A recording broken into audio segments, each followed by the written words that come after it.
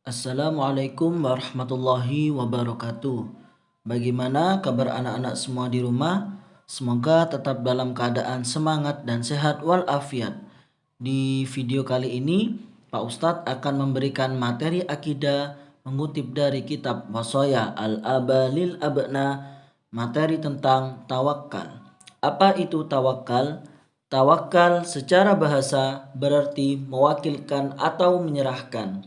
Secara pengertian, tawakal berarti berserah diri sepenuhnya kepada Allah dalam menghadapi atau menunggu hasil suatu pekerjaan dan menanti akibat dari suatu keadaan. Jadi makna tawakal secara keseluruhan berarti menyerahkan diri kepada Allah, tidak bergantung kepada makhluk atau benda lain.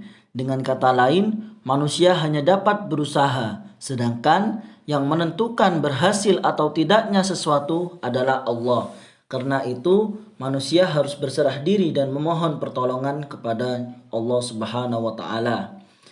Dijelaskan dalam kitab Wasaya Al-Abalil Abna, Bismillahirrahmanirrahim. Wahai anakku, pelajarilah ilmu pengetahuan untuk kau amalkan sendiri dan mengajarkannya kepada orang lain, serta mendorong mereka untuk mengamalkannya. Tuntutlah ilmu supaya jalan hidupmu menjadi baik, dan baik pula jalan tempat kamu kembali. Kamu tidak menuntut ilmu untuk menjadikannya sebagai belenggu di leher, menghalang kaki untuk melangkah, serta mempersempit ruang gerak antara kamu dan kehidupanmu. Jadi dijelaskan dalam kitab ini bahwa kita dianjurkan untuk mempelajari ilmu pengetahuan dan mengamalkannya dalam kehidupan sehari-hari.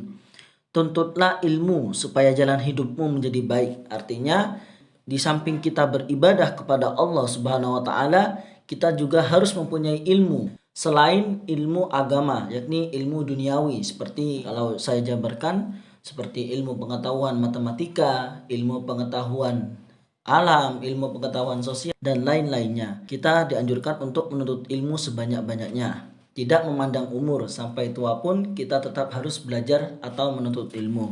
Dilanjutkan dalam kitabnya, wahai anakku, tidaklah menjadi aib bila seorang penuntut ilmu atau santri menjadi petani atau membantu ayahnya di sawah. Sesungguhnya aib yang besar bagi santri adalah bila ia menjadi beban bagi orang lain dengan cara meminta sedekah atau menunggu pemberian orang yang berbaik hati. Jadi dijelaskan dalam kalimat ini bahwa tidaklah menjadi aib bagi seorang santri untuk menjadi petani atau membantu ayahnya di sawah.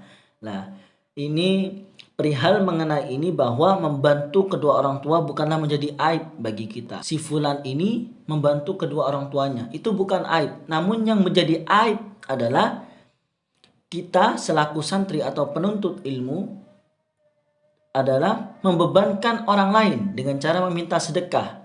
Artinya yang menjadi aib itu adalah kita meminta atau menunggu pemberian orang yang berbaik hati. Jadi kita dilarang untuk meminta-minta, atau istilahnya dalam bahasa Jawa itu jagani dapat uang dari orang lainnya. Jadi itu tidak boleh. Kita harus berusaha. Di samping itu kita bertawakal. Apa itu tadi artinya tawakal? Yakni berserah diri. Jadi setelah kita berusaha, misalkan kita sebagai seorang penuntut ilmu, kita belajar. Usaha kita adalah belajar agar kelak kita menjadi orang-orang yang berilmu. Allah berjanji bahwa barang siapa yang menuntut ilmu, ia akan memberikan jalan yang lurus kepadanya nanti di akhirat. Jadi dunia dan akhirat pun menjadi mudah, atau dalam konteks menjalani hidup itu akan dipermudah oleh Allah Subhanahu wa taala. Yang terakhir dilanjutkan dalam kitabnya, wahai anakku, jauhilah anggapan sebagian orang kaya bahwa tawakal adalah tidak berusaha dan menyerahkan diri pada takdir. Sesungguhnya seorang petani yang bertanam siang dan malam bagi Allah adalah orang yang paling tawakal apabila niatnya bagus. Karena dia menebarkan benih di perut bumi, mengolah tanahnya dengan baik, kemudian menyerahkan hasilnya kepada Allah. Bila Allah menghendaki, akan tumbuh 7 bulir dari setiap bijinya. Setiap bulir menghasilkan 100 biji. dan bila Allah menghendaki maka matilah tanamannya.